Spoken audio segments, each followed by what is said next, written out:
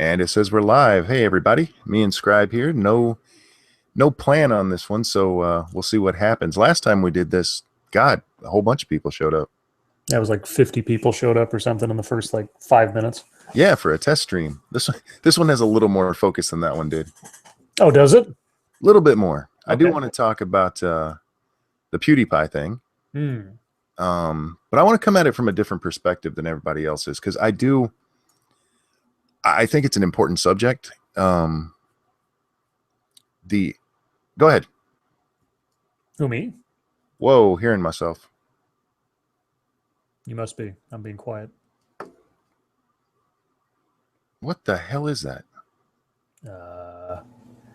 Invaders from Mars. I don't know. I don't hear anything, so whatever it is, it's all on your end. Beautiful. Yeah, I'm hearing myself a second time.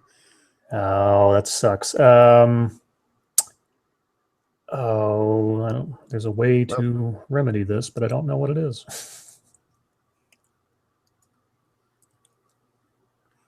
Great. Go up to your little gear. No, the broad. So you know the little bar thing that you usually see on your cell phone. If you go up to your little menu. Yes. Okay. Click on that and turn your bandwidth down like a couple of notches. That might help. I've heard that might help. I'm no expert.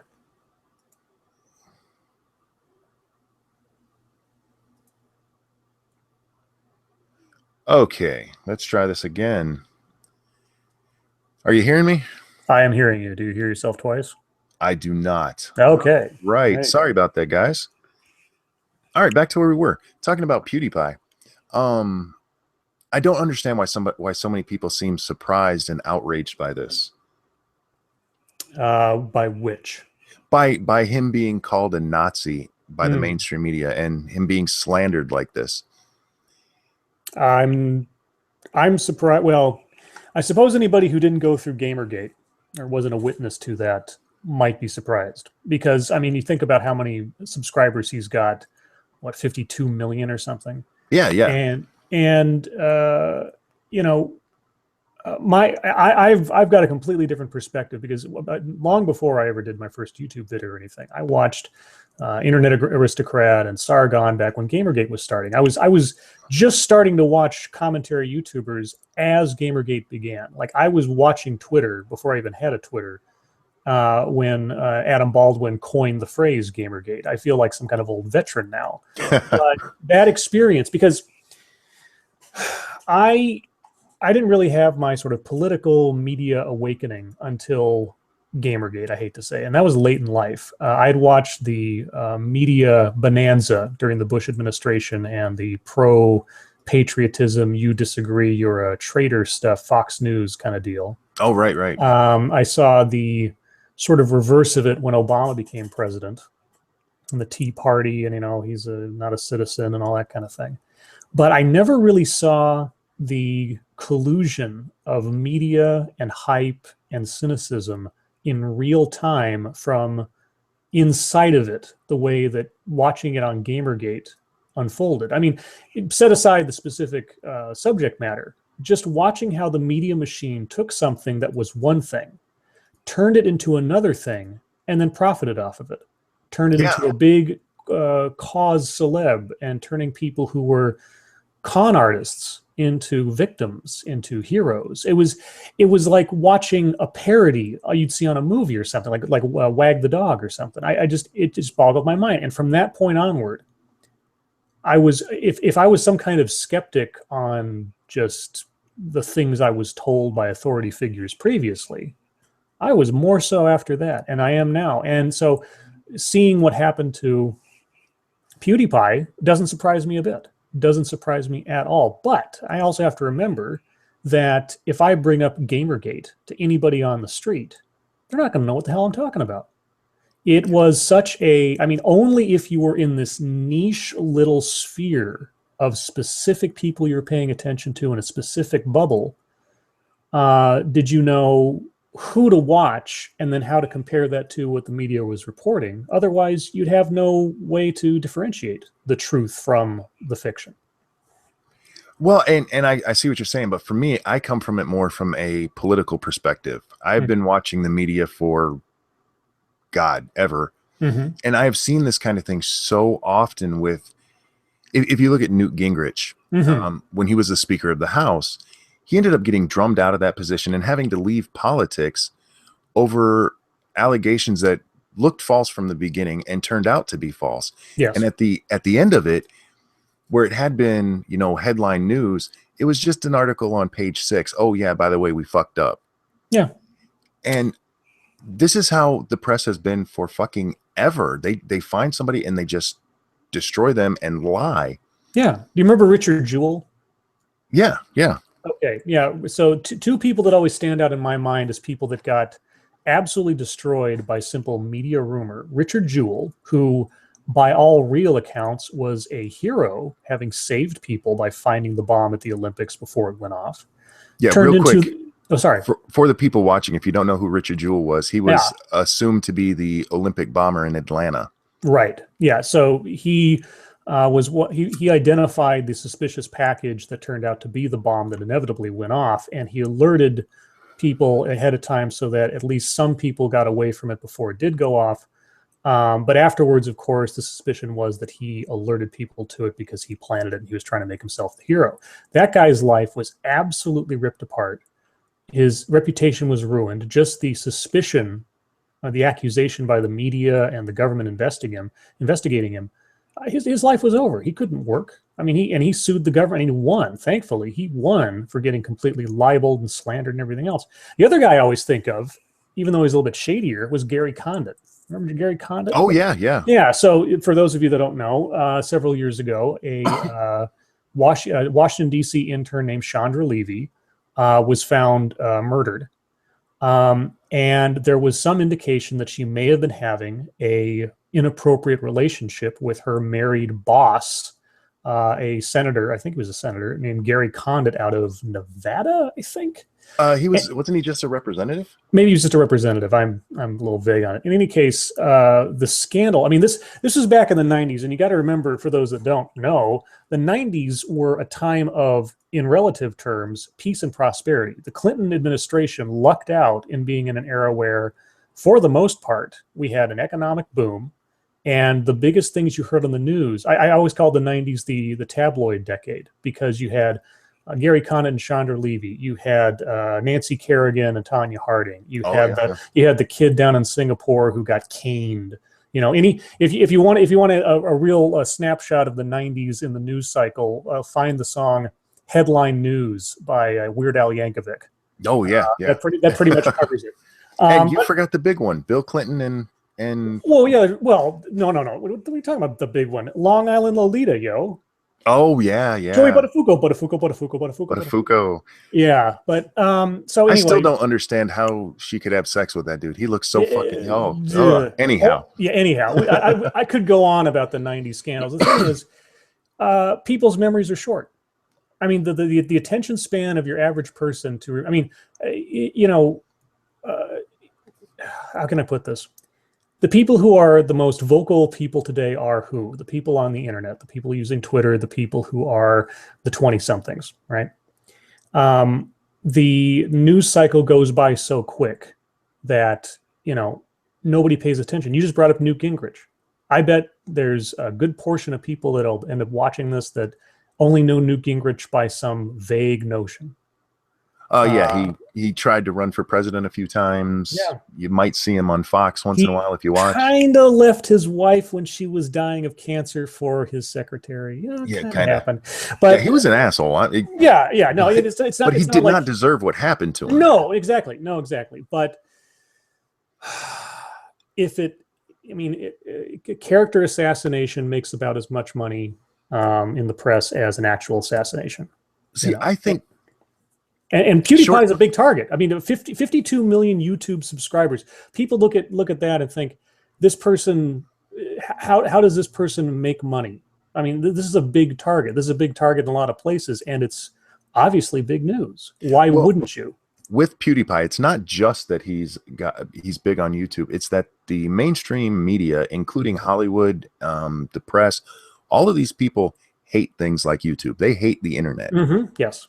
And they see it as an affront to them that this guy got so big without going, through journalism school. And yeah, it's not just that he's big. It's that he's big and he pissed them off just by existing. I'm 41, guilty white guy. He asked me how old I am in chat.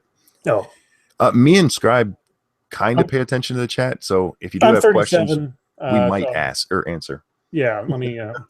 I'm not even watching the chat, so let me actually get there so I can be legitimate.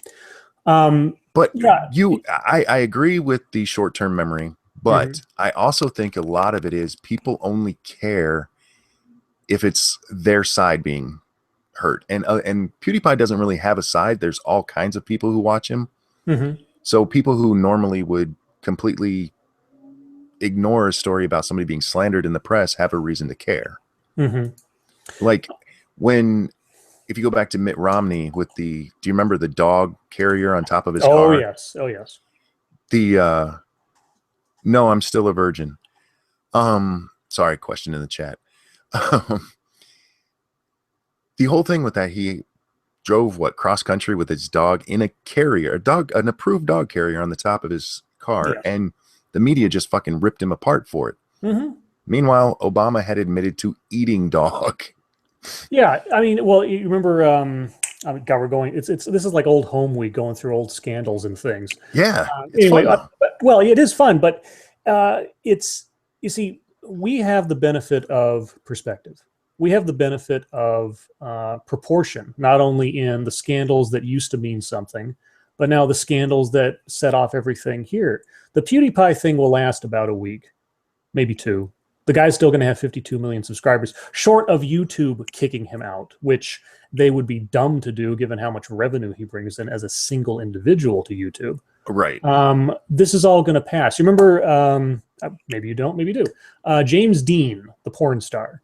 Remember this? He just a few months ago, he was accused of raping one of his actresses or something. Oh yeah. And there was the accuser never went to the cops and never became a legal thing, but just the suspicion of it. He handled it the best way possible. He said, no, it's not true.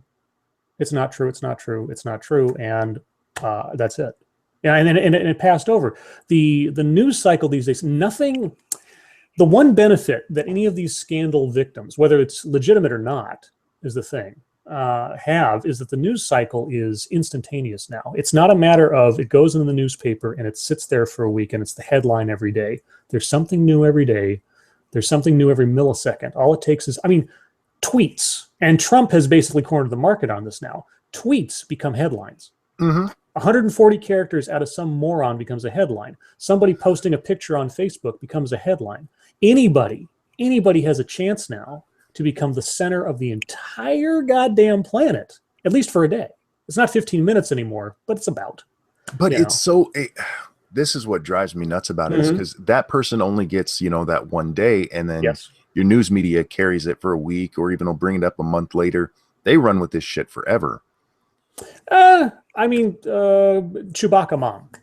She was everybody's hero for like 3 weeks, right? And she's everybody, and so you look at the negative ones, look at the positive ones. Okay, so somebody put out a funny video, she became a viral hit. You never hear about her anymore. But she's probably still out there, probably doing some charity work for Force for Change or something, or who knows what, right? And how can I reminisce about that? Oh, well, it's permanent because it's on YouTube. How relevant is it now? Not really. It's an anecdote. Just like we're talking about all these old scandals that nobody remembers anymore. It's an anecdote, except that the scandal from 3 weeks ago. You remember that thing that happened to that guy? Oh yeah, I don't either, because it happened 3 weeks ago, and we've had Trump, North Korea, PewDiePie, and who knows what. So I guess if I'm trying to sum things up, I share your sort of frustration with it, because first and foremost, these things don't matter. Okay, PewDiePie saying a joke doesn't matter. The reaction to him doing it matters. And that's the problem. He's a Nazi now, and he will be for some people forever, because they're not going to dig into this. Yeah, exactly. He's the Richard Jewell of this particular bombing. That's pretty much it. Yeah, he does something that, by all rights in our Constitution, literally and figuratively rights, he should be allowed to do. He made a joke. He made a joke, and everywhere I go, they acknowledge it's a joke. It's like, oh, he made anti-Semitic jokes, and like, okay, that's the key word there. It was a joke. Okay, he's not an anti-Semite. I mean, how many? You got to remember, back in the 90s, this became the thing. If you made a racist joke, that meant you were racist. Yes, that's the whole political correct thing. Oh, I know. Can't. And with him, you're right. He's not going to stay the story forever. Maybe a week or so, but after that, it's going to be somebody else. Yes. And if it's we've been through this with Milo Yiannopoulos just a couple weeks ago. A week ago. This already happened to somebody, and a lot of the people who are, losing their shit right now had no problem with it happening to him. People who admittedly don't even listen to what he says. Right, and what has happened to Milo as a result? So here's the thing, and here's if there's a silver lining to this, it's this. I think. Well, okay. I hope. Maybe this is me hoping. There's a phrase that Thunderfoot has said many, many times before. The internet is where religions go to die.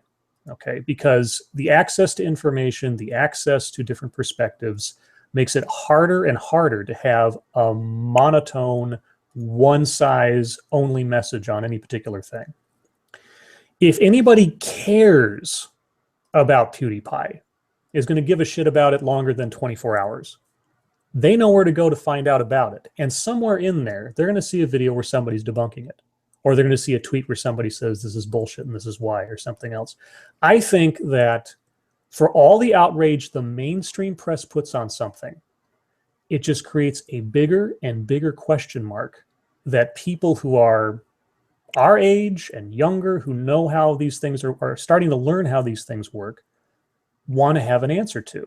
I mean, is the mainstream press targeting this guy because he's legitimately this way, or is it a narrative? And that's, I just did a little, just to toot my own horn, I did a little soapbox thing, a little video on my channel just a little while ago saying, this is why we can't stop having these conversations. There's a lot of talk about the skeptic community being irrelevant or getting redundant or getting old and stale or something. And like I said, if countering a bad idea with a correct idea or a better idea did away with bad ideas, why do we still have religion in the world? Right. I actually got a comment right before we went live from somebody on it was on my Ashley Hardell video. And they said, why are you guys giving these people attention? You should just ignore them. And it's like, no, they're still getting attention. If we ignore them, they're getting that attention without any counter argument. Exactly. And so this is, Somebody asked if we do podcasts. We really should, because me and him just shoot the shit. we could go off forever. God, I'm such a movie freak. I always end up quoting movies. There's an HBO movie a long time ago called Live from Baghdad. Oh yeah. Michael Keaton. God, I'm forgetting his name right now. But the guy who played Hercule Poirot. God, I can't even say the name. The Agatha Christie detective. He was on there too. Anyway, David Suchet. Yeah. David Suchet. That was it. Anyway. So there's a line from that movie that has stuck with me ever since, and it's right at the end. And the whole thing about the movie was about, it was sort of like the behind the scenes story about how CNN really, came into their own by having the only people live in Baghdad during the bombing during the first Gulf War. Yeah, it was a really good movie. Yeah, and there's a scene at the end with Michael Keaton and David Suchet. David Suchet is playing I believe it was the Minister of Information or whatever for Iraq, and Michael Keaton looks at this guy and he's trying to sort of, it's after the bombings, after there's a lull and all this other stuff, and he's talking to him. And part of the movie was him, our hero from CNN, sort of finagling his way into having this line out to the rest of the world to tell the news. And the ministry guy kind of knew what he was up to and sort of let him do it in this narrative. And Michael Keaton says to him, they're looking around at the destruction and everything. He says, well, we got to keep talking, because as long as we're talking, we're not fighting. And that line, that sentiment has stuck with me ever since. I just it's true. I mean, we can be yelling at each other, but at least we're talking. I'd rather be talking than fighting. And so as soon as you give up, as soon as you stop talking, well, then everything goes sort of underground or starts to fester, and then it just becomes a bigger problem. Well, that's one of the things I've always, with free speech, one of the reasons I'm such a proponent for it is because if you ban it, if you try to make it so people can't say certain things, it's going to go into a little dark corner, and it's going to grow, mold, and turn into this really ugly thing you don't want to deal with. Yeah, that's why I'm glad. It's going to take down a building in Oklahoma is what it's going to do. Exactly. I had this debate before I started doing YouTube videos. I tested out my arguing chops on Facebook, which is always a really smart thing to do when people that you know can read you. But anyway, somebody, I forget what it was. Somebody was saying something about, it was the same kind of argument. This person shouldn't be allowed to say this thing because it's hateful and everything else. And I came on there and I said, you know what? I'm glad that the Westboro Baptist Church won that Supreme Court case that said that they could still say what they wanted to say, because I want the people who are talking shit. I want the people who are talking bad ideas. I want the people who are talking hate out in the open, because then they can be challenged in the open. If you don't challenge people in the open, if they take it underground, I mean, this Richard Spencer thing, if every white supremacist honestly believes that simply speaking his mind is going to get him a broken nose, he's never going to speak his mind in public, but he will find like-minded people and gather and sit and be, and like I said, fester and get moldy up, and then something boils over. Yep. As long as there is free speech is a pressure valve for all hostilities.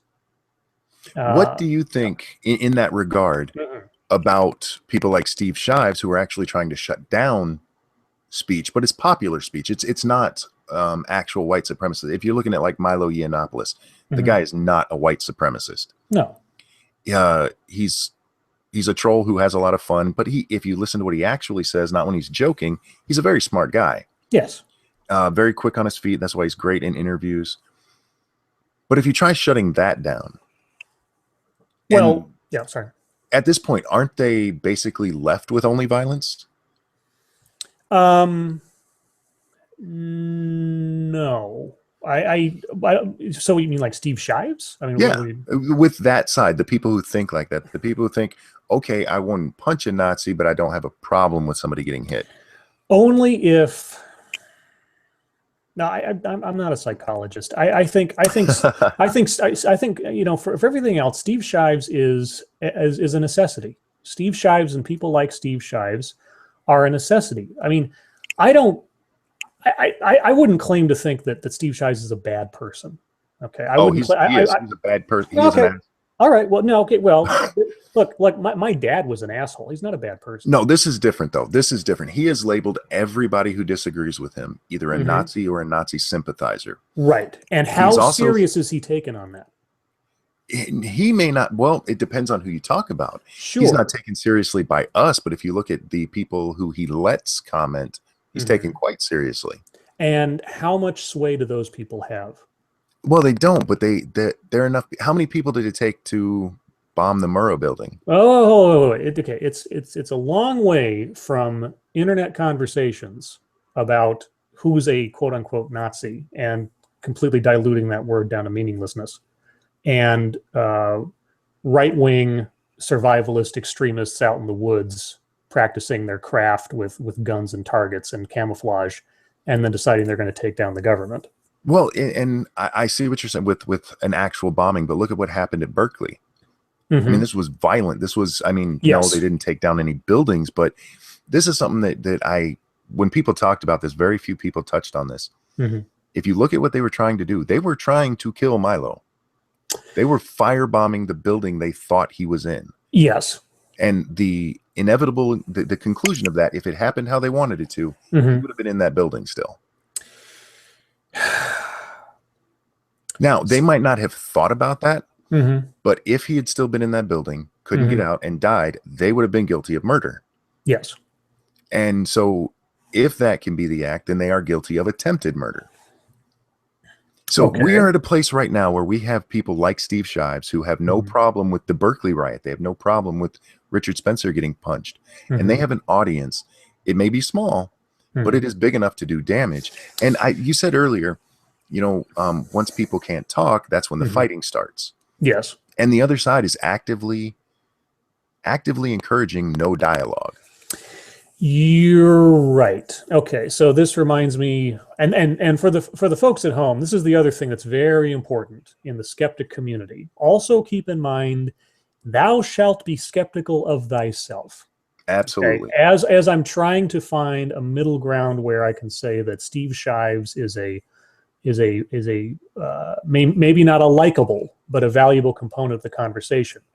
Monkey's not wrong. I think back to Bill O'Reilly and Dr. George Tiller. And we're going through history lessons here. For those of you who don't know, George Tiller was an abortion doctor. I believe it was in the South somewhere, Mississippi. I don't know. I'm not that much of a steel I want to trap. say Georgia, but I don't remember. Bill O'Reilly had a habit of doing stories on George Tiller and referring to him as Tiller the baby killer. And George Tiller had attempts on his life at least 2 times prior to the time where somebody actually killed him. And it is I believe it is still a nebulous line to draw that Bill O'Reilly specifically inspired this guy to do this thing, because the guy who shot him had been a pro-life advocate for a long time, had been involved in some very extremist groups on the pro-life side of things. But obviously, if you're a person with a platform and you say extreme things to an extreme group, you may not be specifically telling anyone to do anything awful, but there's that old quote of, won't someone rid me of this meddlesome priest? You know, so I'm not telling you to do it, but I'd really like it if somebody would. Right. And I don't think Shives has the balls to ever do something like that. And I don't think he even thinks he's doing it. Yeah. And if somebody did it, I wouldn't say he was, you know, directly behind it, but he has encouraged that kind of behavior. So so first off, as a point of distinction, Shives is important, I think, for the sake of the conversations we have, because he is an active example of what not to do when trying to have a dialogue. Okay, he is not talking to people that don't agree with him. He is not having a debate. He is living in a bubble, and he's gathering people who will, you know, for lack of a better phrase, suck his dick and fill his ego. And so he doesn't have to have any. Then this is what people have to, I hope people try to avoid, is living in a bubble of your own making. And so what do? You can't say that Shives isn't allowed to say what he wants to say. Short of him directly inciting violence or making, you know, threats against the president or something, he's not doing anything illegal. He may be doing something some people consider to be unethical, but that's long and far away from stopping him from doing it. So, as an example, what do you do about a Steve Shives? For him to see, I don't want Steve Shives shut up. I want to make a couple distinctions here. Sure. I think he's a horrible person. Okay. Because while I don't think he is thinking far enough ahead to the eventual consequences, he is still actively cheering violence. Okay. He tries to dress it up like he's not, but he is. That's what he's doing. And in doing so, he's also trying to shut down the other side and not be able to speak. So I think he's a scumbag. Okay. But I do think he should get to talk for the same reasons we discussed about an actual neo-Nazi being allowed to talk. He needs to be able to talk so we can hear what he's saying and point out what a fucking idiot he is. Exactly. Okay. So I don't think he should stop talking. I just think he's a fucking idiot, and that what he's preaching is dangerous as hell. So But again, okay, that's all well and good, but you see what he's doing as inciting, indirectly or otherwise, horrible things. So what do you do? Just refute him. That's all you can do. If it gets to the point where he's directly calling for it, then you can. Sure. At this point, all you can do is highlight it. That's why I do think that our skeptic community is oversaturated right now. Sure. You get a lot of people talking about the same things, but it's very important to do that. Yes. Yes. Well, I mean, and like I said in my little soapbox thing, but to use another analogy, this came to my mind. Let's say Steve Shives. Let's say there's an ardent critic of Steve Shives, and somehow, some way, he gets them shut down. You know, he gets their YouTube channel squashed, and he gets their Twitter account banned or whatever else. If there are better ideas out there, you got to think of yourself as just another tooth in the shark's mouth. What happens when a shark's tooth gets broken? Another one pops up, because it's just a continuous thing. This is why the quote unquote oversaturation is good. I mean, you see YouTube channels. I guess because I don't see YouTube channels as like little TV channels, like little businesses, like little corporations. I just see them as someone's voice in whatever way, shape, or form. It is someone's voice. There shouldn't be any lack of voices on any particular thing in this medium. We call it a community, but I don't even think of it like I try not to think in the limiting terms of I'm in the skeptic community. I think I'm a guy on YouTube with a zillion other people on YouTube. See, I actually do hate the term both skeptic and community, because our little group of friends is a community. That's a clique. It's a little community. It can be. I mean, depending on the situation. Like if somebody's in trouble, they need help out, or need some advice or something. I mean, sure, okay. It's a fine line depending on how you want to do the semantics of it. But yeah, okay. And with skeptic, I don't like that because, one, it's actually in relation to atheism, which I am an atheist, but it's not something that I make my channel about. Sure. I don't like the way that it kind of are you familiar with Atheism Plus? You've been around for a little while, so. Well, I've been observant of things for quite much longer than I've been a YouTuber. So yes, Atheism Plus was it was a disaster. Yeah, it was an absolute disaster. Interesting experiment, absolute disaster. It actually, that whole fiasco, whenever somebody asks now, I use the phrase, I'm a non-believer, because because atheist now has attached to it some kind of political undertones to it that I just don't even want to get into. So I say non-believer. And I see that happening with this skeptic community, because there's so many different voices, so many people who I ideologically disagree with, but we all can look at social justice warriors and go, those guys are morons. And I think we're going to see, like what happened with Atheism Plus and how you saw everything kind of shatter. I think you're going to see that with this skeptic community here soon. No, we're already seeing it. Well, yeah, we are. It started with the election, actually, and with AIU breaking off and making a lot of enemies where he used to have friends because of his support of Hillary and hating everybody who liked Trump. Excuse me. But I think you're going to see that a lot more. And I always say I am not right. I'm not left. I am on the side of what I believe is correct, which I've never heard a philosophy that 100% fits mine. And if you ever do, you need to re-examine things. You should never agree with somebody completely. On everything, at least. Yes, hey, guys. Oh, Jesus. Sorry. Christ. Oh, my goodness. Oh, I got lost. I saw an open invite on Twitter, and here I am. I try to get away from you hood rats, and look what the fuck happens.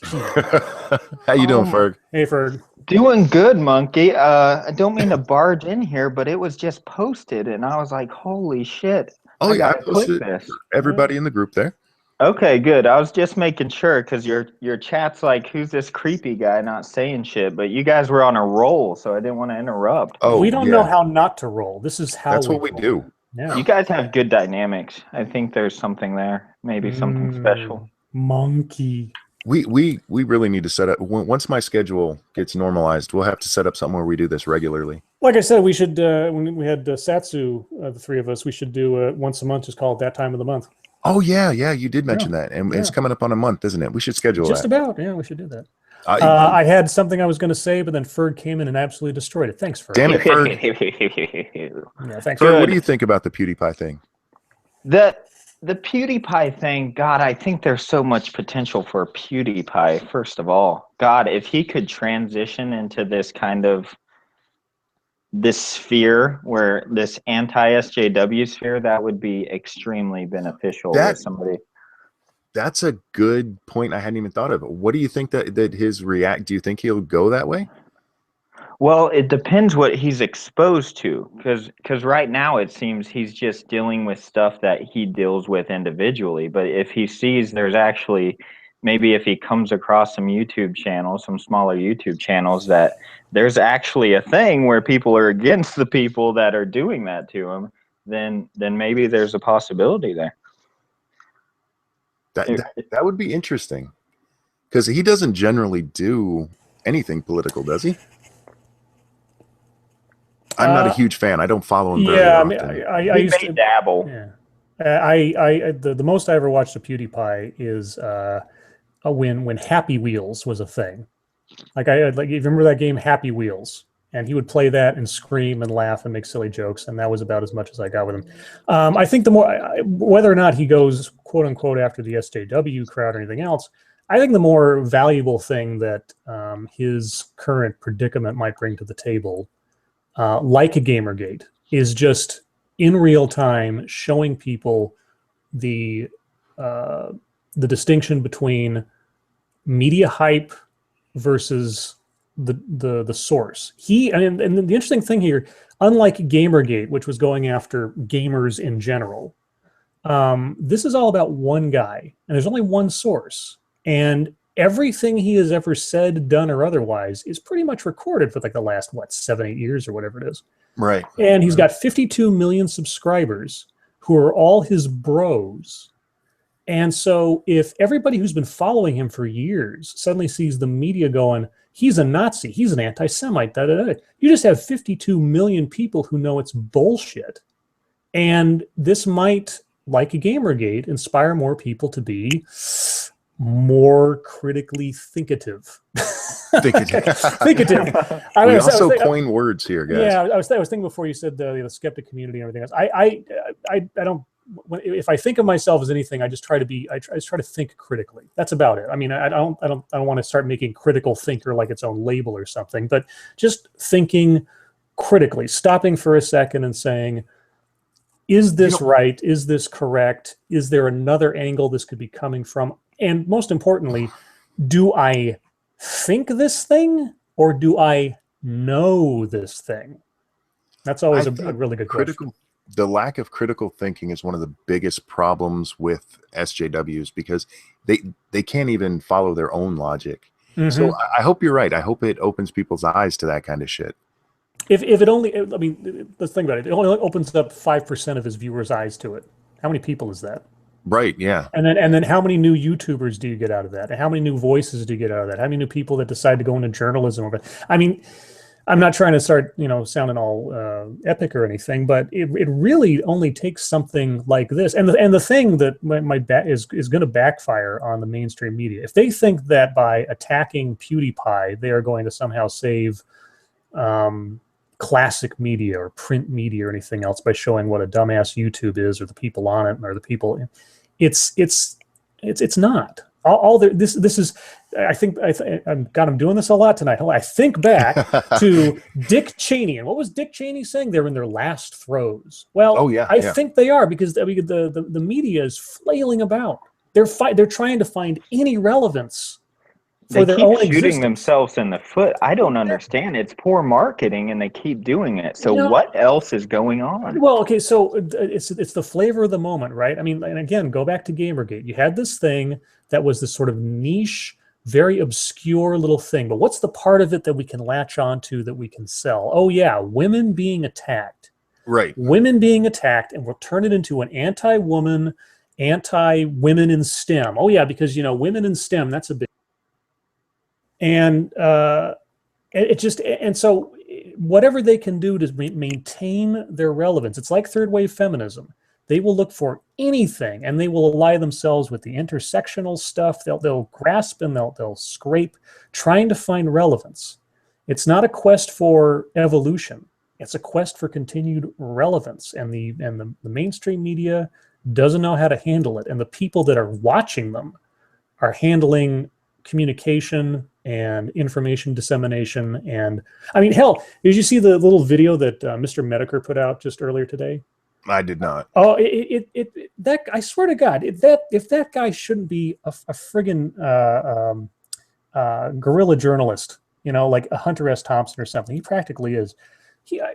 I recommend everybody go find Mr. Medicare's channel. He put out a video today. I mean, with about he had like an hour worth of his looking through Twitter and stuff. He found government officials and intelligence community people all talking about the deep state in public, and also talking about how several sources say that Trump isn't going to last half a year, and they don't mean politically. And I'm like, what? The information pipeline and the ability of people to piece together disparate sources of information is outpacing the mainstream media every day. And I don't know where it's going, but it's definitely interesting to watch. Here's something that I was thinking about earlier today, because there has been a lot of talk about how the mainstream media has, you know, fallen apart because they're not being watched as much on TV, or magazine and newspaper subscriber bases are way down. Mm-hmm. And it makes it sound like the mainstream media has lost their hold. But when they look at those things, they're only looking at the old media. They're looking at, you know, nobody's watching TV anymore. But these same media outlets are still getting the revenue. They are still controlling the information, because people go to MSNBC for their news online. They go to CNN for their news online. Mm-hmm. So they've lost some of their relevance in the television media, but they are still quite relevant. And you're right, they're fighting for anything to keep them relevant. But what happens with them, nobody's going to get in trouble from this Pewdiepie thing. It's an absolute disgrace to journalism, mm-hmm. but nobody's going to lose their job over it. It's going to be unlikely.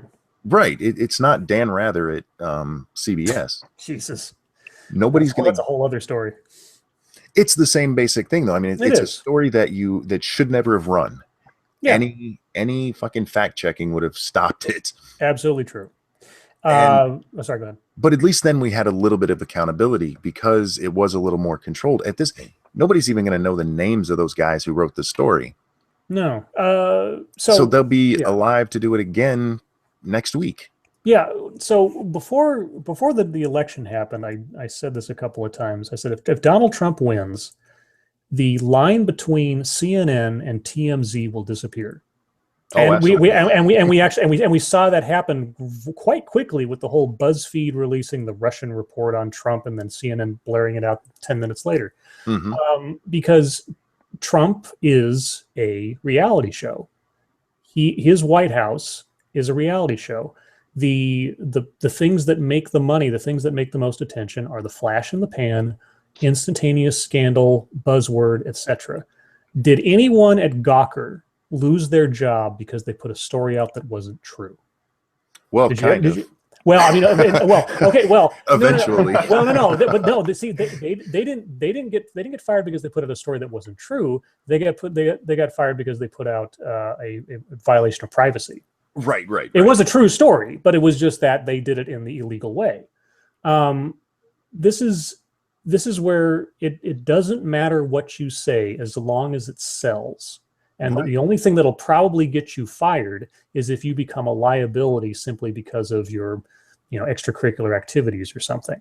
So no one's going to get fired over PewDiePie, because PewDiePie isn't a public figure. PewDiePie doesn't have any actual pull in the real world. The only pull he's got is on YouTube. If his YouTube channel went away yesterday, what could PewDiePie do to anybody at all? Nothing. Right. I mean, there are people with 10 million subscribers right now that I've never heard of before, that you've never heard of before. It doesn't mean anything, but they're making PewDiePie into a thing beyond the scope of what he was before. I bet you there's a whole ton of people that have heard about him now that never knew he existed a week ago. I I'm going to agree with you, but only partly. I believe he's, for lack of a better word, insignificant in the grand scheme of things because of the kind of content he does. Yes. If he were a political channel, he could be Matt Drudge. He could fuck somebody's career up, but he doesn't go that way, which is really a dumb thing for them to attack him and maybe push him there. Because if they did that, I mean, he could destroy lives with the size of an audience he has. Yes. I mean, if he wanted to do, if he were forced for some reason off YouTube, say, he could go to fucking Twitter would pay him money to run a channel over there, just for how popular he is. So I really don't get why. Well, I know why they did it, but it was really fucking stupid. But what I was getting at there was,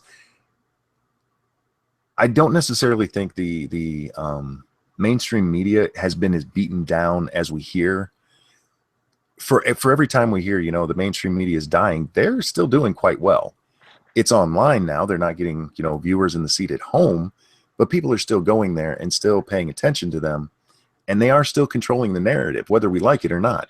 Well, I think ratings also come into play. I don't think we can forget the ratings. Their ratings fall, as far as trust goes. It's below Trump right now. But people still watch. Yes. They still have their base. And what's the demographic, though? Well, voters. I mean, let's not forget, Hillary did win the overall vote. Yeah, but why do they watch? Are they watching today? Are these days watch? Are they watching for information, or are they watching for entertainment? I think they watch out of habit mostly. Well, we saw the mainstream media absolutely fail in the lead up to the election.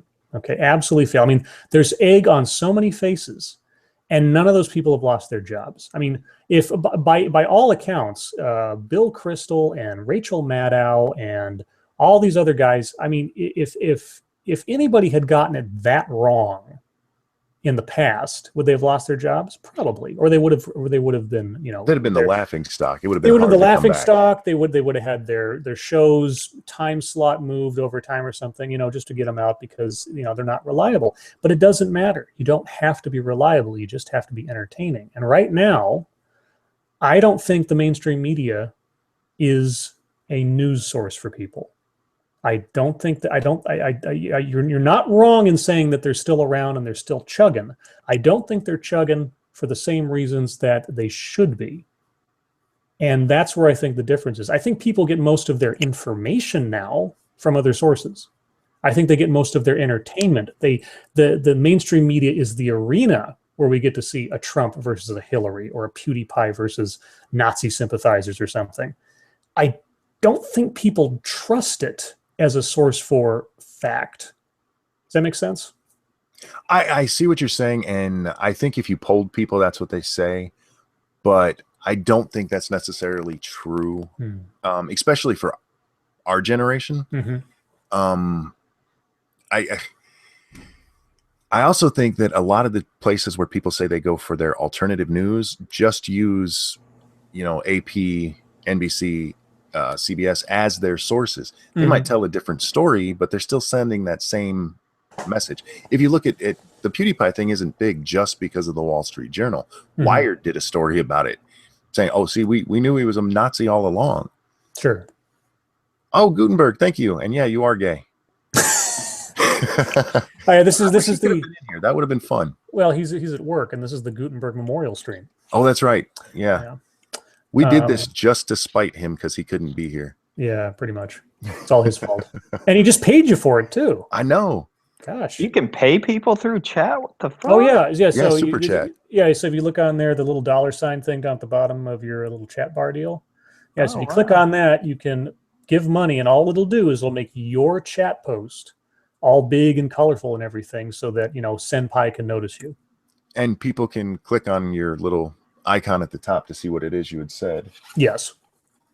Wow. You could is this new? Relatively. I did too think the big pink cock. That was Lotus. Yeah, it's relatively new, and so basically, if you're on something like that, if you're in a stream with PewDiePie. You can get your comment highlighted and referenced there in a stream full of thousands of people, and get your 15 minutes of fame through a stream of some big YouTuber or monkey in this case. Yeah, it's a replacement for what they used to have for fan funding. Mm-hmm. You could have donations to your channel. That's going away at the end of this month for anybody who's still using it. You have to turn that off in order to use Superfan. Now, this would be a great setup for like a if you're doing a Jerry Lewis type telethon.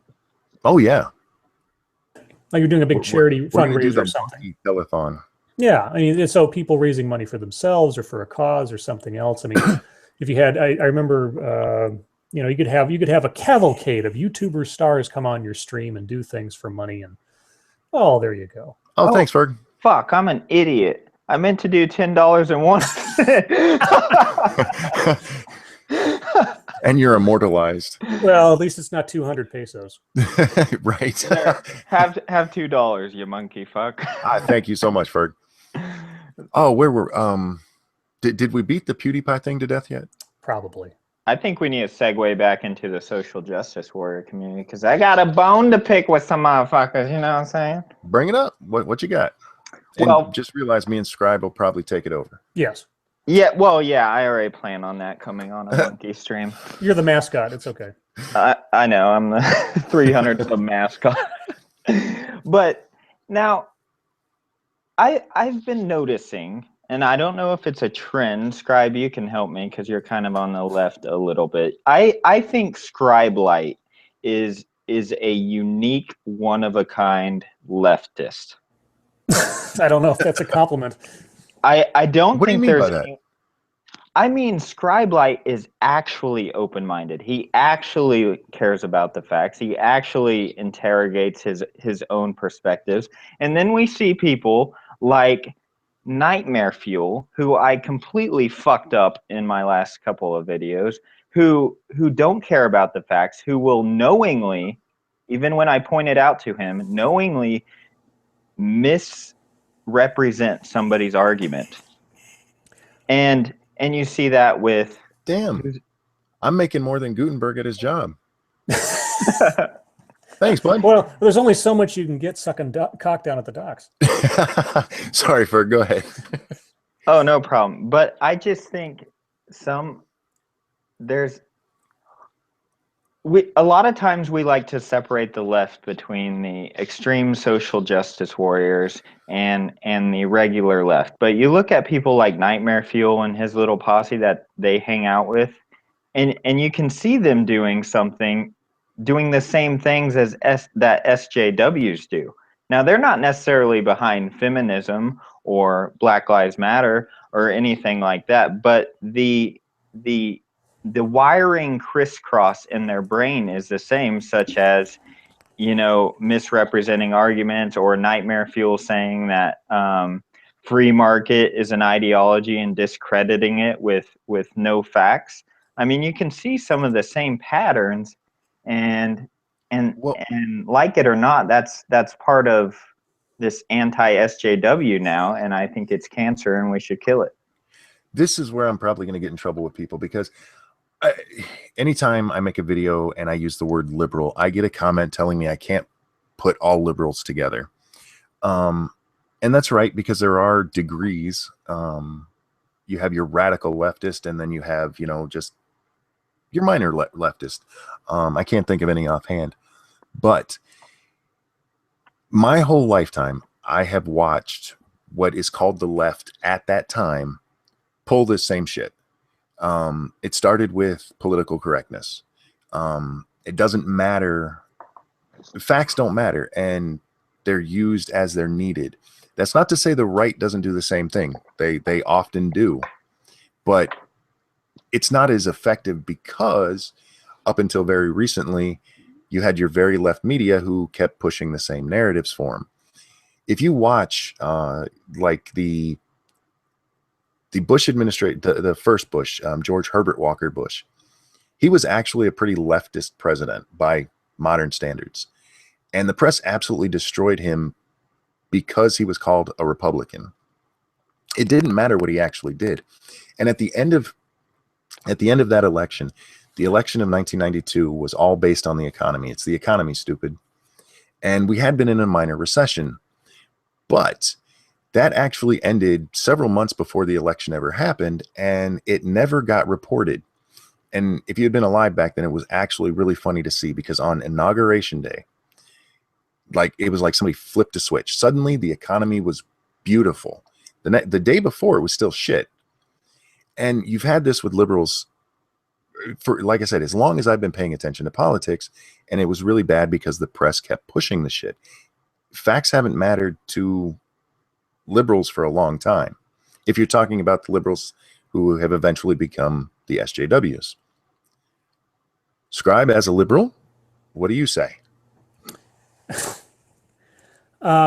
He's going to disagree with me. No, there's a quote, and it's not actually a famous quote, that comes to mind as we're talking about this, and Ferg was talking about the SJW tactics being used by quote unquote the other side. A beast I am, lest a beast I become. If Ferg's compliments mean anything to me, it is that I doubt myself for various reasons, and I won't go into the long story of it. I don't trust my own emotions, motivations, and everything else. I have been, in one way, shape, or form, second-guessing myself, probably to an unhealthy degree for most of my life. Consequently, I'm always not 100% sure I'm necessarily right on any one thing. If I have any advantage in these kind of conversations and things, maybe that's it. I think that there are a limited number of pathways for the human mind to assess a problem. And when you're talking about the right wing in America, I can't speak for other countries. Right. If you watch the Tea Party, because if we're looking for allusions from one side to the other, when Obama became president, the extreme right was the Tea Party. And what was the Tea Party concerned with? The Tea Party was concerned with personal rights, gun rights, their health care, etc. As the left is concerned with the welfare of others. And the extreme version of that is the pathological altruism, where I do this not on behalf of me, but on behalf of all those that cannot speak for themselves. You see this range of things. Now, the tactics used from one to the other differ, because when I'm protecting myself, I kind of a one-man army. When I think I'm having to sacrifice myself for the sake of the greater good, then you get a lot of crazier stuff. That's why I think the extreme left is fundamentally more dangerous without some rational thinking put into it. Gutenberg, we do love you. Yes. I think you saying that actually made some click in my head, and I'm going to agree with you on that. I think the reason that the left is saying the tactics they use, I don't believe most people, even SJWs, are actually bad people. No. One of the things that does make me, that makes it able for me to talk to people on the other side, is I don't believe they're motivated by bad shit. I think there are people like that. Mm-hmm. They're much higher up the rankings, people I'll never get a chance to talk to. Mm-hmm. But they believe in their heart that they're doing the right thing. Most people do. Mm-hmm. So it becomes very easy to justify your actions in your head if you're doing it for the greater good, which is one of the reasons I fucking hate that expression. Mm-hmm. Because there is no greater good. Every time greater good comes up, somebody gets fucked pretty hard. And it's the whole idea behind Marxism. It's the idea that we can make society great for everyone if mm-hmm. only we fuck these people a little bit. Right. That's what we see with did you see these fucking white pins to show your white privilege? Oh yeah. Well, there's the safety pins to show that you stand in solidarity with blah, blah, blah. What was it before? Putting a dot on your inside thumb to show that you were aware of domestic violence or something, that somebody could see that, and they have the secret message. Yeah, we've seen tons of these over the last couple of years. And well, then the new one that just popped up in my on videos today was, yeah, there's a little white pin that white people are wearing to show that they are aware of their white privilege. That is fucking retarded. Yes. It does nothing. It helps nothing. Are we sure it wasn't started by some kind of 4chan troll? Like I hope it is. Like free bleeding, like free pissing and everything else. I mean, 9 times out of 10, when I see one of these things, it's just the most asinine BS. I think to myself, I bet some guy off of 4chan tweeted something out and people took it seriously. Because I can't take it seriously. I don't understand how like the free bleeding thing. That is the dumbest shit I've ever heard. Yes, but people bought it. It's fun. Did you see that the BuzzFeed one where they tried it for a day? Yeah. If you watch that video, they actually were going to try it for a week. There's one girl in there who says, we're going to do it for a week, and it was so bad they quit after a day. Yeah. Now that right there tells you, hey, we don't upload this video because we're fucking stupid. Yeah, doing the simple thing, putting a dot on your finger, wearing a pin, not putting a tampon in. This is the equivalent of taking a diet pill to lose weight, rather than actually doing anything. rather than doing anything like active. Like there was this.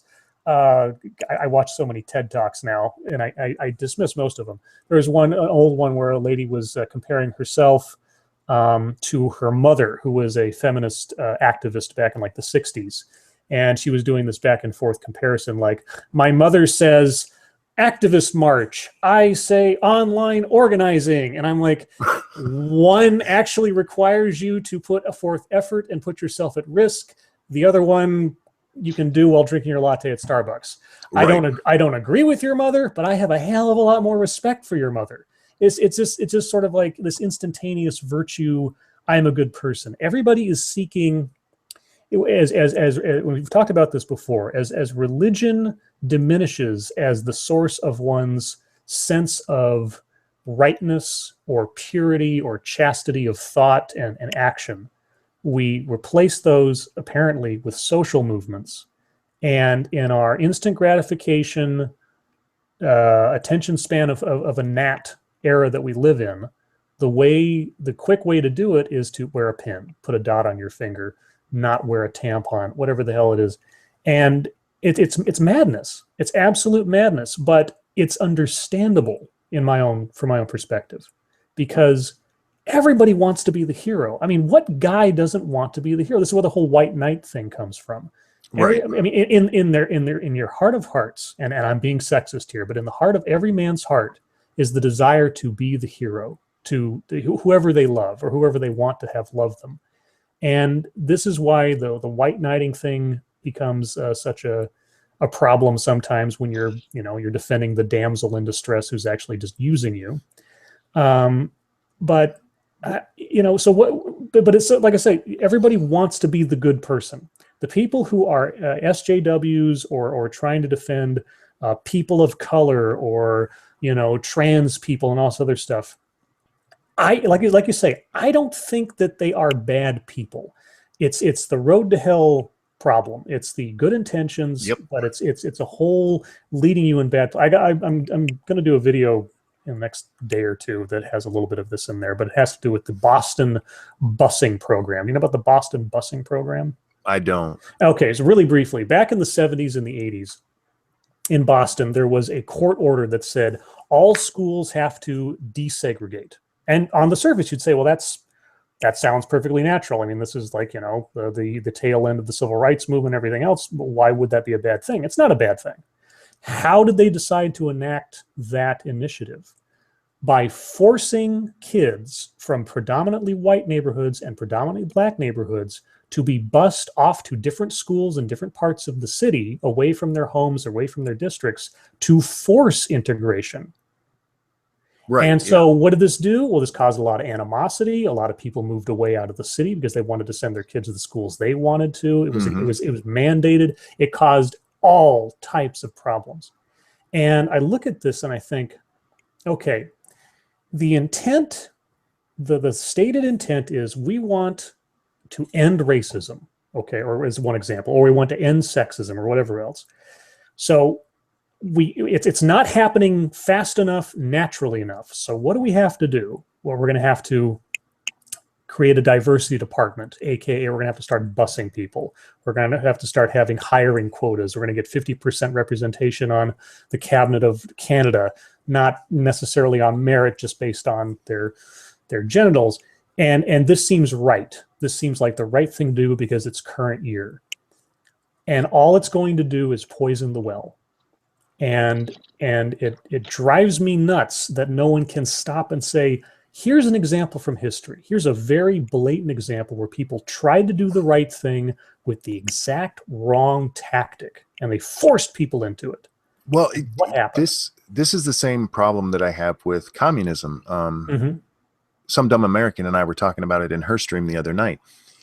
Anytime you talk about communism and you bring up how it's always failed, there's always an excuse for why it failed. Yes. It was never that it's a bad idea. It was, implemented wrong, or it didn't get the support it needed. It's never, hey, this is a bad fucking idea. Yeah. Communism is the ex-girlfriend you can't let go. Yeah. You keep making excuses like, oh God, things went wrong last time, or maybe it's just sort of like the type of person you go after. I mean, how many times have I touched the stove and forgot it was hot? Right. Because it just seems like such a great idea. I mean, ideally, it just seems so good, but then you actually try it, and it's like, okay, but we'll try it again. It's insanity. Maybe next time it'll work. Yeah. Real quick, I don't mean to derail this, but there was an interesting question put up there, and I want to get your idea on it because it something you said. Backscan asked, there's a train barreling down on 5 people. There's a fat guy standing next to you. If you push him in front of the train, it'll clear the other 5. Very old puzzle. Would you do it? My answer is no. My answer is I would jump in there and try to push as many people out as I could. For the exact same reason Scribe said a few minutes ago. Because everybody wants to be the hero. I don't want to kill the guy next to me. Right. That's not my decision to make for him. If I want to try to save those people, that's up to me. Right. Ideally, it's not a matter of, okay, do I kill one person to save 5 from a inevitable tragedy, or do I let 5 people die in an inevitable tragedy and save one guy? Well, there's still another person involved in this equation, and that's me. And there's one thing I could do that will relieve me of any personal guilt, no matter what happens. And throwing myself in front of the train would probably be the better option than me actually ending someone else's life on their behalf. Yeah, I couldn't kill somebody, but I also couldn't watch people die. So yeah, I would try to push them. Right. Sorry, fatty. Yeah. Yeah. Ferg's like, fuck that. Yeah, you're gonna get diabetes anyway, man. Fuck this. If you're fat, don't stand next to Ferg. Yeah. I would like to segue back to one of your points, Scribe. You were saying that everyone wants to be the hero, and everyone wants to be virtuous and show how virtuous they are through various things like pens and stuff. Do you think that is the logical next step to leftism? Let me restate that more clearly. If leftism is more altruistic, what can I do for the people next to me, or what can I do for the people that can't defend themselves? Is the logical next step to that type of thinking virtue? Well, we're already seeing that. I mean, we're already there. I mean, everything that is done now, up to the extreme of the Berkeley riots, is done by virtue to rid the world of Nazis, to show that we are, and by we I mean the people that are doing this stuff, that we are on the right side of history, that we are defeating fascism, that we are da da da da da. I think the next, if the Berkeley riots are any indication, the next step for the extreme left is organized violence. More so than what's happening on the campus. Now, the people who do that will be the minority of the left, sure. But as we also saw from the Berkeley riots, what were the quote-unquote moderates in the crowd doing? They were cheering them on, or not acting at all to try to halt it. That is the part that pissed me off so much about the reaction. Is so many people in my video about the Young Turks' take on this. It's not the students. It wasn't the students. It was outside agitators. Okay, let's say all of the people who did the violence were outside agitators. You still had thousands of students standing there fucking watching it. Right. Not one of them. A woman is getting beaten with a stick and nobody's helping her.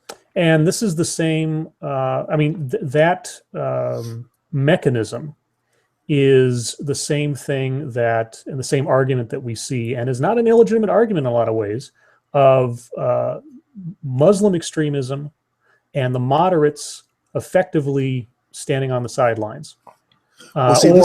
Or as a more direct example, when we had the San Bernardino shooters, there was plenty of indication by that married couple that they were on the deep end of the ideological spectrum, and the people around them knew it, but they didn't say anything because they didn't want to be accused of being racist, or it wasn't to them to question their beliefs.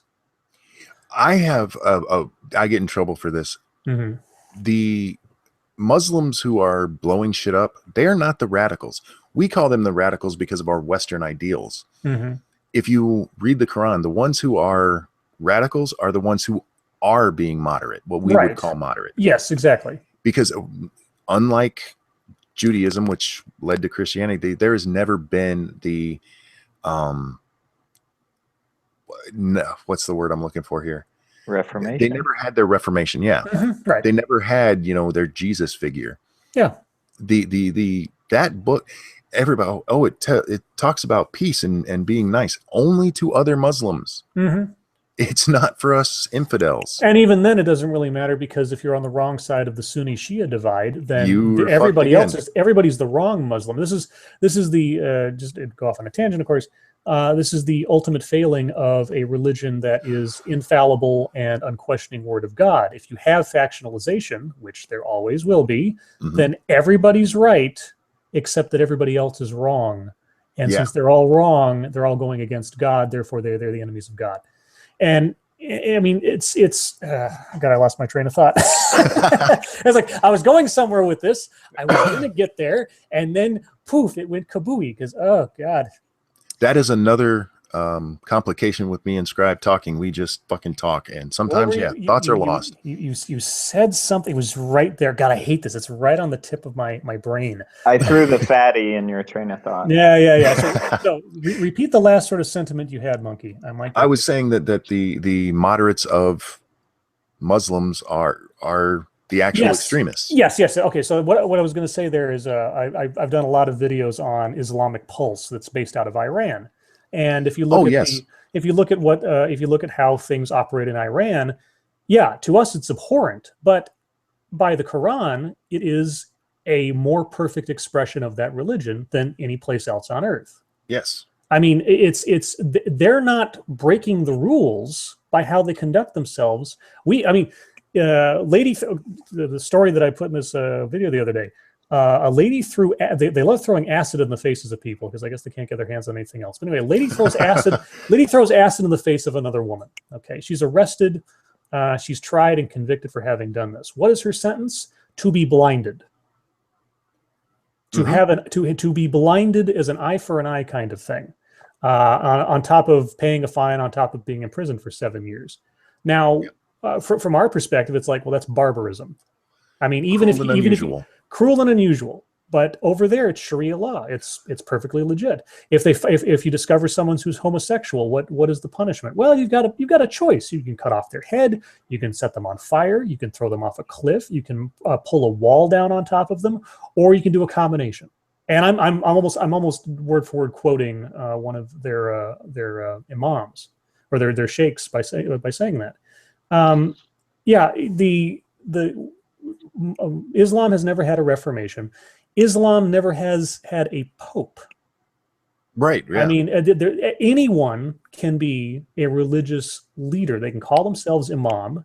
And when you have a religion that's based around indoctrinating masses of people to believe that the select few know the true interpretation or whatever else, or depending on which side of the Sunni Shia thing you're on, they are a direct lineage of the prophet and therefore are the true leaders regardless of what else might happen. It's very much the way Christianity was before Martin Luther.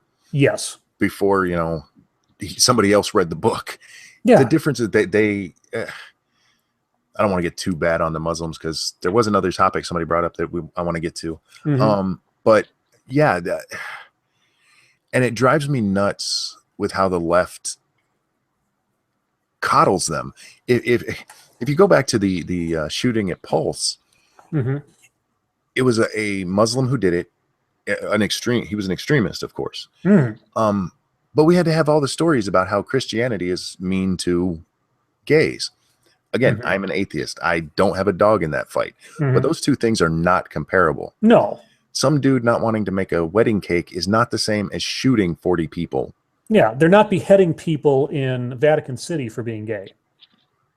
And okay, the most Catholic Christian place on the planet, they are not beheading people in public or throwing them off of buildings for being gay. No, and you actually have a pope who's... Christianity has had a major reformation, and it's reforming all the time. Yeah, especially with this new pope. Well, Francis is like, he's a fucking SJW.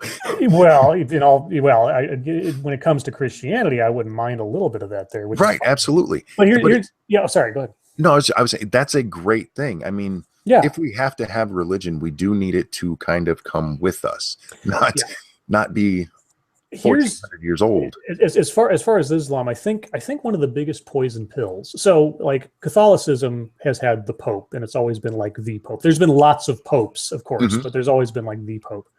With Islam, I think what is stalling or might forever prevent a reformation is first and foremost the exact thing that led to the Sunni Shia divide, which was the who succeeds Muhammad. Because he did not leave a clear successor. The other thing, and this is less talked about, there is a hadith, one of their sort of proclamations from the Prophet. Before he died, he said that after my death, my religion, my faith, will split into 73 sects, and only one of them will not burn in hell. He didn't name the SJW genders. Yeah, he didn't name which one. That means that all of them think they're the right one. Right, yeah. And because these are the infallible words of the Prophet and of God and everything else, there's never I'm trying to be too down about it. I mean, I think inevitably, hopefully, it'll just take a lot longer. But I think Islam in particular has been structured and recorded in such a way that, unlike Christianity, it's almost it's established to never change. And that was the brilliance. I mean, if you want to think about it, that's the brilliance of it. I mean, it was meant to be the final word. It was meant to be the one and all, be all. Size fits everything. If you're a Christian, you're a Jew, that's fine. As long as you believe in Allah, everything will be cool. And so it's the chances of it changing or having a reformation, at least widespread. I mean, people coming over to America and being westernized and everything else and kind of seeing the fallacies. But if you're in that cauldron, I don't see how it changes ever. It really is a brilliant political system. And I don't know. It was before the internet. I think the access to information is the death of religion. It just is. And with Islam is going to go out a lot harder than Christian. You can still be a Christian and hang out on the internet. You can't go most places as a hardcore Muslim. There's just no place for you on the internet except, other Muslim groups. You can't go in somewhere and say, gay people should be killed, because nobody wants to hear that shit. You're a moron. Stop it. So I think we're going to see the death throes. It's not going to go away completely because it's a religion and somebody will always hang on to it. But I do think it's in its death throes, and I think that's why it's always been violent. Let's not kid ourselves, but I think that's why it's been so worldwide violent. They've spread out from the Middle East, where it's always basically been concentrated. I really think the internet is both the best and worst thing that's going to happen to Islam.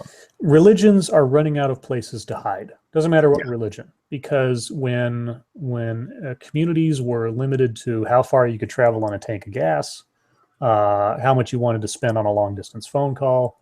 Mhm. You know, like we were talking about before, it making somebody fearful of speaking out can drive them underground and make things fester. Mhm. Having a closed community, not necessarily because somebody's oppressing you, but just because there's no other pipelines of information in, out, or otherwise, also do that. That's why you get like, you know, little cults and compounds and all that kind of thing. But yeah, Islam will probably be it might be the final word in the very literal sense. It might be the final religion to go because of it's so ingrained and structured the way it is, and the facets of information will be so slow in coming to the parts of the world that don't have it now, where it's sitting there and just you know, festering. I think I might disagree with you guys. I Uh-oh. don't think we can kill Islam. I think No, it's not a matter of killing Islam. no, I mean, you know what I mean, for lack of a better word. Just I don't think Islam is going to naturally go away or even decline. I don't think it's designed to decline. It's designed in the face of facts. Yeah, Facts have no bearing. True, but let me rephrase them. I think that its reformation will come, but it might be the last to come. I don't think that religion's not going anywhere as a concept. I mean, for as long as there are questions we don't have answers to, and as long as there are people unwilling to allow for the possibility of a reasonable explanation over something that makes them special on this planet versus everyone else, we will always have religion. This word has taken on all other meanings in the last couple of years, but the toxicity of religion to the rest of society diminishes with more information and less ability to argue a counterpoint of God versus what's right in front of you. But by that same standard, this is why you see the growth of the SJWs. And you and I talked about this briefly in our last live stream. I mention her every time. Camille Paglia talked about how we need religion, not necessarily a God. We need something, and you were talking about it earlier. We need something that coalesces us, that keeps us part of the group. Yes. Thanks, Ferg. Oh, and Gutenberg, thank you. He gave me another one earlier. I didn't get a shout out. We need that in our lives. Why? Nobody knows, but it's becoming a fact. It's impossible to. No, but, we know why. We know why. The reason is that, and Hitchens said this all the time, we are pattern-seeking creatures. We try to, I mean, this is why we have myth stories. This is why we have creation myths and everything else. We try to find the answers to questions that we don't have the answers to. And in the absence of having a real answer, we'll take a fake answer. And that's where religion comes from. And now it's where, you know, social movements like social justice, etc., come from, because it's easier to group yourself as being on the right side, aka the holy side. And if that means that you are protecting those who cannot protect themselves, you're saving the souls from the sinners. It's the same mechanisms. It just lacks a God. Well, what I meant by that was that we don't know why our brains do that. We know they do that. We just don't know why. Oh, okay. It's how we're programmed. Okay, all right. It's almost like how wolves have to be in packs. We just do it. Right. It's what we need. And the death of religion is actually, it's kind of funny. I don't mean funny. It's fascinating to watch. Because when somebody leaves, they latch onto something else. It's inevitable. I have my definite biases and things. I haven't fallen into one of those because I'm not actually atheist. I'm agnostic. That's where my skepticism actually comes in, because if you look at the universe, I have trouble contemplating the fact that it's always been there. I can say I know that, but my little human brain has trouble understanding how something can have no beginning. So, because even if you believe in the Big Bang, the universe itself was still here. So I'm agnostic. I admit I don't fucking know. I take as much science as I can because that's what I believe in. That's where you find answers. So I don't go to a religion. I got away. I was lucky to miss the SJW boat. But yeah, religion is important to us, whether we like what the religions are or not. Well, any quote unquote skeptic or critical thinker who's true to their declaration of being such cannot say there is no God. Because taking a definitive stance on something when you don't know there isn't a God, it's just that there is yet to have been any proof. So I think it was Dawkins or someone who said, on a scale from 1 to 10, 1 being you completely believe in God and 10 you completely don't believe in God, where do you stand? And I think Dawkins said something like 7.8. Because that'd be about right. if you don't, and this is what I was talking about before, you have to leave room for doubt even of yourself. Yes, absolutely. And if you don't leave room for doubt in and of yourself, well, that's when you get into zealotous certitude about what you're doing, how you're doing it, and the rightness of it. So, yeah. I'm going to take my leave, gentlemen. Thank you for having me. Yeah, I'm going to have to. I'm going to have to retire as well. I got to get up at 5:30 in the morning tomorrow. Give me 5 minutes. Sure. Okay. Somebody in the chat asked us to talk about the immigration strike. Oh, right. I saw that earlier, and I meant to say something, and I apologize. I didn't bring it up myself earlier. Yeah, we got off topic. Yeah. Oh no. Imagine that. Well, we were on topic, but go ahead. We'll probably go past my bedtime anyway. So the immigration strike, as a blanket statement, I don't understand why any legitimate legal immigrant gives 2 rat cents about anybody who cut in line. I don't get it. Short of somebody, I mean, when I'm not talking about refugees from a war zone, I'm not talking about someone who is like being targeted for assassination by their government or something else. I'm talking about people who cheated, people who trespass. And this is why I don't like the word immigrant when referring to people that aren't here legally, because that seems to give some kind of air of legitimacy to a situation that isn't. And I've had this conversation before many times. And I know that saying these things makes me sound heartless because, what about the women and the children? I'm like, hey, there is no happy answer to how do you both enforce your immigration policies and still be humane about it. I mean, I was having a conversation with people that were like hardcore, you got to kick them all out, we got to round them up, etc. And I said, okay, you be the one to take the children that were born here out of the hands of their mothers and send the mothers back to wherever. Well, here's my answer to that. Mm-hmm. What would we do if their mother stole something? Mm-hmm. We don't stop from taking them to jail because they have a child. Right. They broke the law. I sympathize with the parent losing the child, but the parent broke the fucking law. And we have to have laws. Otherwise, we might as well not have an immigration policy at all. Just open the damn border, which is what they want. Yes. Which is what a lot of people want. Yes. The immigration strike itself, very much like the women's strike, it's fucking meaningless. It does nothing. Yeah. No, it does nothing. I'm with you. I don't understand how any immigrant who went through the right, proper channels can support somebody who came in illegally. The only exception that I'll make to that is I can understand it if it's your family. I don't see how you would support it as a whole, but I could see, because we tend as people to, forgive things our friends and family do. So I can kind of understand it in that sense, but any other way, I don't get it. And I think we saw that in the election here. Most people, a lot of them don't. Again, this is where sort of, I think Sargon said it best. It's not a matter of trying to be inhumane or something. It's just a matter of numbers. If you have a bunch of people come into a population that shouldn't be there and there isn't enough infrastructure, jobs, money, etc., to support them, then the people who are here legitimately end up suffering for the sake of the country's altruism. You can kindness yourself to death in so many ways, and we've seen this already happening in Germany. And there's another aside.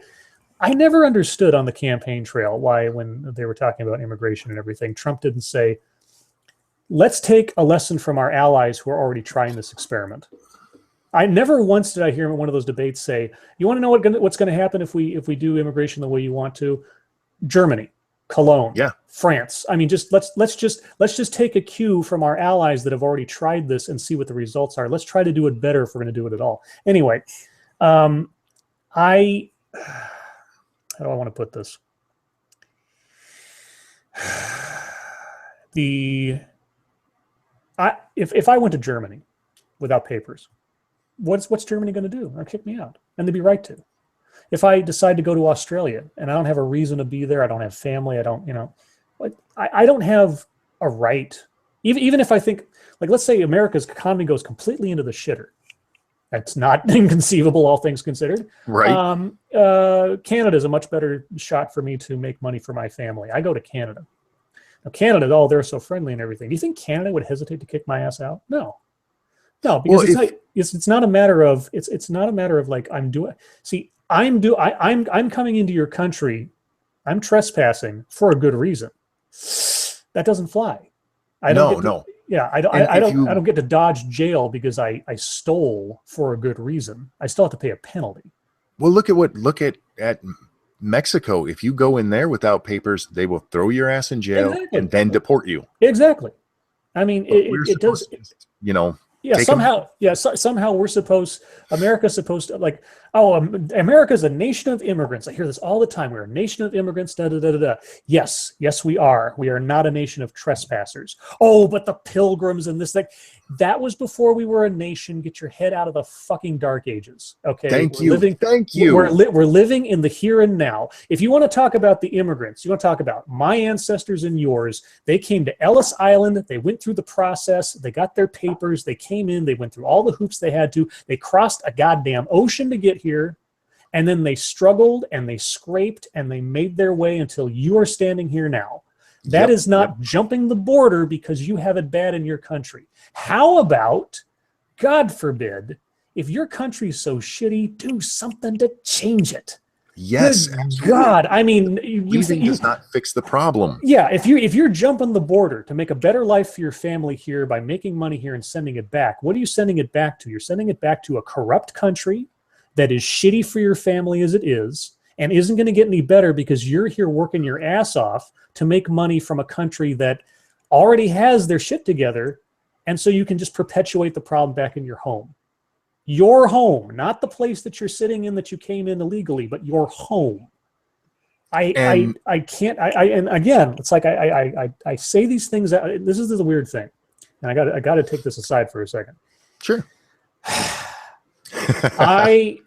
One of the things that has always been a metric for me to sort of figure out where my philosophy is if I'm talking and I hear my father. Oh, because my relationship with my father was, let's say, contentious at best. Okay. I had a lot of reasons back then. They've changed now, but I had a lot of reasons back then to not want to be my father when I grew up. And more over the years, as the left has pulled the left so far left, and the right has pulled the right so far right, I say things now that sound like the kind of things my father said when I was a kid. And the thing that always gets me, the thing that always is just a big rock salt in my eye, is that he's not wrong. I want him to be wrong. There's a part of me that's been trained to be like, I can't agree with that. Now, I don't agree with him on everything. Don't get me wrong here. He's got some ideas and some things. He's a Fox News fan, etc. But in some instances, the sort of hardlinishness that I just laid out there about, Mexico, make your own country better and everything else. Right. Not too long ago, when I was a anti-George W. Bush sort of proto-progressive, I never got that far, but I was pretty close. I'd probably cringe if I heard someone say something that sort of hardline and or forcefully pragmatic. This is the evolution I've had. It's like I'm financially conservative, socially liberal, but I always try to be pragmatic about things. It's like it's not about what makes me happy. It's about what is going to work. not what's going to be, not the ideal fantasy world thing, even though I have those too. That's why I'm not a libertarian. I most closely align with them, or I did before they've had a reformation in about the last 10 years, where they've gone almost damn near Marxist. When I first got online, I used to go to libertarian groups, and yes, I think the idea of getting rid of the income tax completely would be wonderful if we could go back to the way we used to do things. But it's not pragmatic. It's not something you have now several generations who've never, people don't understand that the income tax hasn't been around that long. It's only like 100 years old right now. But if you were to say to somebody, we should have no income tax, they will look at you like you're retarded because we've always had it. So the only thing you can hope for is to get it reduced. And if you say that to a libertarian, they will tell you to fuck off because they are so hard-lined in their beliefs, at least 10 years ago again, that there was no room for compromise at all. It was all or nothing, which is why that party has never grown. You have to have your morals, you have to have your values, but you also have to be willing to compromise. You have to be able to make something work. Like you said, you can't always get your ideal, but you can get closer to it. You know, this is why Christianity survived and the Mithrites didn't, because Christianity has a function for forgiveness. Yes. I mean, the Mithrites, they didn't have, you were either pure of heart and pure forever, or you didn't get into heaven. At least with Christianity, you had confession. They gave you a little room to maneuver. It's like, yeah, well, you may have killed all those people, but just accept Jesus and you'll go to heaven. Everything's good. Yep. Yeah, and this is why the Democrats and the Republicans continue to thrive, is because they are willing to compromise, not with each other so much, but on their own principles. Yes, they will tilt to the wind that is blowing, so long as it maintains their existence, their quest for relevance. And sometimes I know you need to get to bed, and I'll let you go here in a minute. It is so funny to me at my age, having watched, because I'm a history buff, so I know the parties, switch back and forth. But to actually be able to watch as like Paul Krugman from the New York Times, this is a Nobel-winning economist. Yeah. And during George W. Bush, he wrote stories that directly contradict what he wrote under Obama. Because if George Bush did it, it was horrible and the world was going to end. Yes. Obama did it, it was the best thing that ever happened. And it's just funny to watch because the parties go that way too. They literally, if somebody, look at Obamacare, Romney should have supported it. Yes. Whether it was good for the party or not, him as a liberal Massachusetts Republican who instituted it in his state. Yes. Should have been for it, but he sold that shit out for his platform. Exactly. And it's funny to me to watch because I love politics as a game. I don't like what they actually do, but watching it as a game is kind of fun. Well, see, and you and I and people of our age, if you want to call it a benefit, you could also call it a curse for having. There's an old H.P. Lovecraft quote that goes something to the effect of, the most horrifying thing in the world is the possibility of the human mind to correlate all its contents. Oh, yeah. Like if you could draw conclusions, if you could make comparisons between everything that you've ever learned and not forgotten, you would find connections, and such terrifying vistas would open up, or whatever he said. You and I have perspective. We can look back and see Richard Jewell, Gary Condon. Yeah. We can draw comparisons between what happened to Newt Gingrich and what happened to PewDiePie. There are, lots of people don't have that kind of stuff cataloged in their head, or aren't old enough to have had that stuff cataloged in their head. And as a parting notion, this is why everybody listening to this, start a YouTube channel. I swear to God, it is very easy. And even if you're just talking BS or just putting your opinion out there, put it out there. Open yourself up to, but most importantly, open yourself up to be challenged. Accept the possibility that you could be wrong, and have actual debates with people that you're not sure you agree with. You never know. Like I said, if I had talked to myself now back when I was in the George W. Bush era, I wouldn't have recognized myself. But I'll tell you what, that's only because I didn't know as much then as I know now. And I'm not claiming some kind of sainthood. I'm not claiming that I know for a fact this, that, or the other thing. I know only what I can draw from my own experience. And I still don't necessarily trust that I'm always there. But keep having the conversations, keep asking the questions, and look to the past. I am serious. If you look to the past and just, there's nothing new under the sun except the history you don't know. And there is so much that's happening right now that is a direct correlation to things that have happened in the past. Everything going on right now has a predictable ending to it because it's all already happened. The story's already been done. All the Hollywood movies have been told. There's nothing else to do except the window dressing. And that's what we're at right now. You said something earlier and you were kind of touching on it here, and it goes with what I did in my last Dear Dumbass video. Anytime I go into a conversation where I'm going to be disagreeing with somebody, I am firm in what I believe as I go into it. But I go into it expecting I am the dumbest person in that conversation. Right. I go into it with the idea that I'm going to learn something that may change my mind, whether it's a new piece of information or it's a way of looking at things that I hadn't thought of before. And I'll give a quick example. I was not against, but I used to argue against the idea of gay marriage because I thought civil unions were better because it was a new law. We actually were changing the law. And what I would argue is that gay men had the exact same right to marry that straight men did. Straight men could not marry a man. And I held that position for a long time, and I only changed it recently because somebody in one of my comments said, well, women can marry men. And if we're equal, if a woman can marry a man, then a man should be able to. And like that changed my mind because it was something I had never considered, but I was looking at man versus man rather than person versus person. And it was a mistake on my part. And the reason I could do that is because I do go into every argument as strong as I sound, thinking I'm going to be wrong. Yeah. The comparable example I can take is, or give is on the Second Amendment. For the longest time, you know, I had arguments with coworkers on this. It's like, they'd be all pro-gun and I'd be like, well-regulated militia. I'd always come back to that, well-regulated militia. And then I listened to a video from Vernaculus, someone who I have a lot of respect for.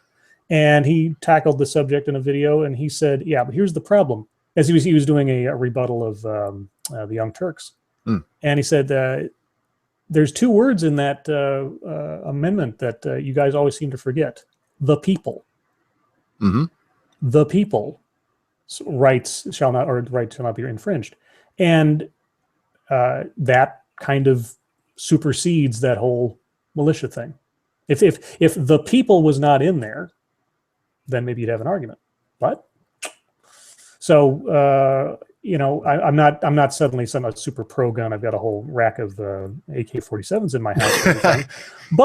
but the arguments saying that the Second Amendment is outdated, is being misused, and everything else and misinterpreted. It's like, well, it's not. The language and the meaning and everything else has shifted some, but ultimately, it says what it says, and it's not wrong. I don't necessarily agree with the extent it's been employed over the centuries, but that's the ongoing argument. But anyway, I really do have to go.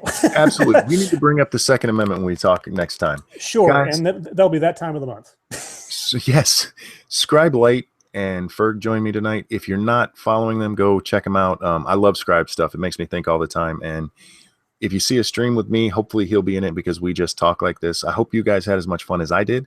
Scribe, thank you so much for joining me. We're going to end this now. All right, thanks. Take care, guys.